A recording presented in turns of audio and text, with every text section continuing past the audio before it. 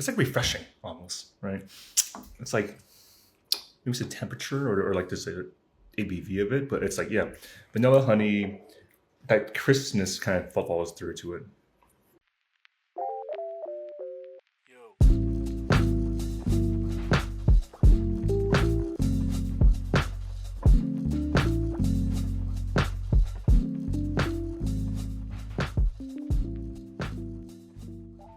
All right, welcome to SF Whiskey, guys. We've got two samples that we're going to be going through today.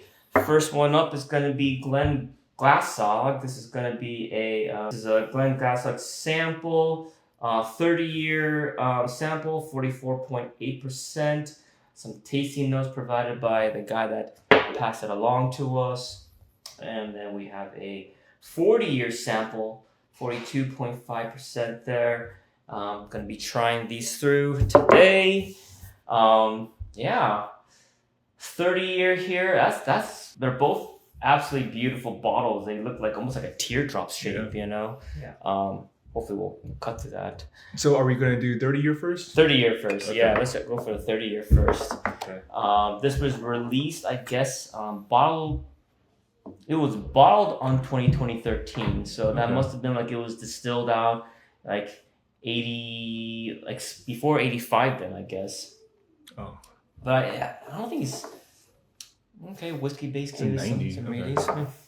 But a nose is like, it hits you really fast. Oh, nose. It feels like a lot of like pears and fruits. Yeah. Super jammy. It's a bright fruit. It's actually a crisp fruit. You're right, like a pear. It's pears and apples. Mm-hmm. This is like a Harry and David grapefruit. Yeah. Yeah. I get a little bit of honey now you mentioned it on the back end. But, for 44 proof, I'm not expecting a whole lot of, flavors. But it smells nice. All right, let's go ahead and go in then.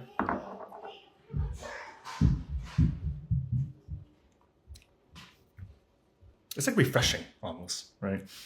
It's like maybe it's the temperature or like there's a ABV of it, but it's like, yeah, vanilla honey, that crispness kind of follows through to it. So his notes that he had down here are like leather, custard, and olive. I don't get much of the olive. Yeah. I mean, I could take that like some kind of almost like a neutral tone flavor, like bordering onto some slight bitterness. I mean, that could be an olive taste. Okay. But I am struggling as to why anyone would give this a 90. Like the nose is like, I can understand why someone could give a 90 for the nose, which makes me think that maybe they just nose it all. Yeah, I think if someone like who's more seasoned and wants to like kind of explore further, there's not much more to explore on this one.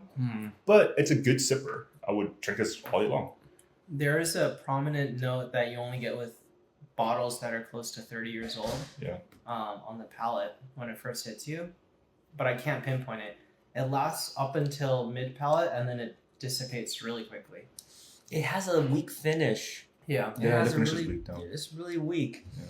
I mean, if you're gonna give it a 90, it's gotta be able to give you a smooth ride through from back to front. You know. You know what's funny?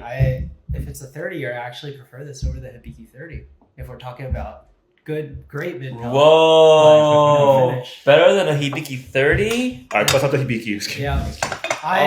Those are some fighting words. I mean, there are a lot of Hibiki fanboys out there that would say that is like transcendental. I mean, that has the word been used to describe 30, which I don't believe is appropriate still. I don't know. I think these people, I don't know if they've tried enough batches to really make a determination. So we just got a post from the SF Whiskey Society about someone cracking open their 30. And I saw that. Yeah. I was like, oh man, okay. I mean, the is not a bad bottle, right? But I think where Andy, you might be coming from, is like it's just the height and the price point for something like that. Yeah. Right?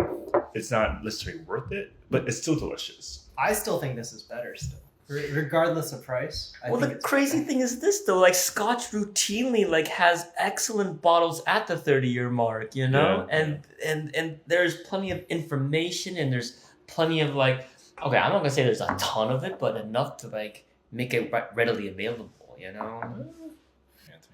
All right, let's go for the 40 now. Let's go for the 40. All right, sounds good. Nosing. Oh, this is a much more like It's like maple syrup. That's what I wanted out of this. That's what I wanted. Straight up maple syrup and Yeah. pancakes on this one. But there's a lot more than that. Ooh. Now Some it berries smells. on top, you know. Oh man. A bit jammy. Like the 30-year, I was struggling to give it, an 87 even. Like I was thinking like 87, 88-ish, But like the 40, ooh, that nose is already off to a great start. I mean, they're very different, right? One is like very like crisp kind of summer day, and this is like a But a like for a luscious 30-year, kinda, like, do you want something just that's really drinkable, for a I mean, 30? Hibiki 30. I mean, again, it depends on the target audience. You gonna throw it to a mixer at that rate? You gonna make a highball out of Hibiki 30-year? I mean, Will it highball? Actually, it would make a pretty good highball. Oh my gosh. Oh shoot! I should have done that with my Hibiki 21. Oh my gosh. Oh, I'm loving that nose on the 40 though. The Glenglassaugh. You can really smell the Look malt. at the lace on this Yeah. one too. Oh wow! There are no legs. It's just obfuscated with all the oils. That's amazing. It's a thick one. It's a sheet, not a leg. Yeah, It's a sheet, it's yeah. a sheet. Yeah. All All right, let's go for it.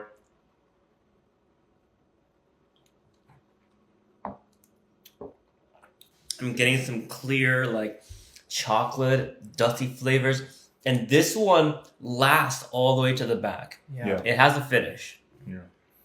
But it's not as luscious as I thought it would be based Yeah. on the nose. It's not as lush. These samples were from, the now closed QBB. They're emptying out all their stock and everything. And I respect his palate. I mean, he picks up a lot of good notes and details it in ways that kind of are reminiscent. He does put down pineapple, ginger, and cocoa. I get the chocolate. Pineapple, I get a fruit. I wouldn't have been able to say pineapple, though. Ginger, a little bit of some spice, maybe? Yeah. Ginger. Oh, maybe as the nose develops, at least on the nose, I can sort of see where he comes from with the pineapple. I will rate this higher than a 30 for sure. I gave it. I would give this an 89. I'll be like 80. I would give it an 89 because there's just some nice dusty quality to it, but it is the low ABV makes it tough for me to get more flavors out of it. What did you give the Chichibu, the dragon one? Oh, I haven't tried it yet. I haven't done the sample yet. Oh, okay. Yeah. So this 40-year bottle, going for 2,500 and above. Doesn't matter. Yeah. I'm almost continuously like kind of disappointed in like high-end bottles almost. It's like it feels like a tourist trap. Yeah, but then like, okay, if you're early on in your journey, so like, at this point you try so much stuff, right? If you're early on in your journey and you bought a bottle of this, right, you would still have enjoyed it and you wouldn't have thought too much about it. I'm not sure. Like, there are things that you try and you automatically say like, oh, that sparks. It gives like that sparking moment. Like, oh, that was like a watershed moment in my tasting career. But you don't think like as you progress and you try more stuff, that spark moment gets less and less and less? No, I mean, I think it would depend. Like maybe when you first try things out, the Glenlivet 12 was like an excellent, thing. But then like, okay, well, so here's the thing. Is it better to be a frog in a well where you yearn for the days that Glenlivet 12 completely satiated you compared to nowadays where like, you're seeking out this really nice sherry bomb, Dude, sometimes ignorant is bliss though. Right? Sometimes it's like, I if I could be more content with less shit. I would. So you're I think for all of us we've always had that honeymoon moment in our tasting journey where like you just found out the craft and you're searching and you get these like bottles that like they just kind of like light up like fireworks in your brain. Like those are the honeymoon moments, Yeah. And you're chasing that honeymoon moment all the time. It's chasing that first high, chasing that first thing. But it's like but even going back to those bottles, right? It was never as good as when you first tried it, though. Of course. At least for me. Well, because you don't have that, you have a familiarity with it. You have expectation now, right? Oh, pro tip. So if you're getting into your journey and you just try something and you think I'm gonna buy a backup bottle, wait on it. Go back and try it again. Retry it. If you can, retry it again 6 months later and see if you still want to get a backup bottle or not. I still remember the Chardonnay. You tasted that Chardonnay pick at the whiskey festival, Whiskey or the Fest. Fog City, whatever. Fog yeah. City, yeah. And it was good. It's still very good, right? But like tasting it on a fresh palate, though, I'm like, oh, this is not what I remember it to be, right? Yeah, it was in the moment, which is very experiential, you know, like, you know, your wedding cake or that one steak after a graduation, you know. I mean, it's there's always emotional memory. My first steak at Morimoto. That was the one for me. Morimoto Steakhouse, okay. But that was back then, and when I was 22 years old. Is that in New York? No, over in Napa. Oh, that was Oh, okay, Steakhouse? Morimoto, okay, Yeah, that one, okay. They do good food though. I do like theirs. All right, let's wrap this one up here. Okay. Thank you very much. We'll see you for the next video. Cheers.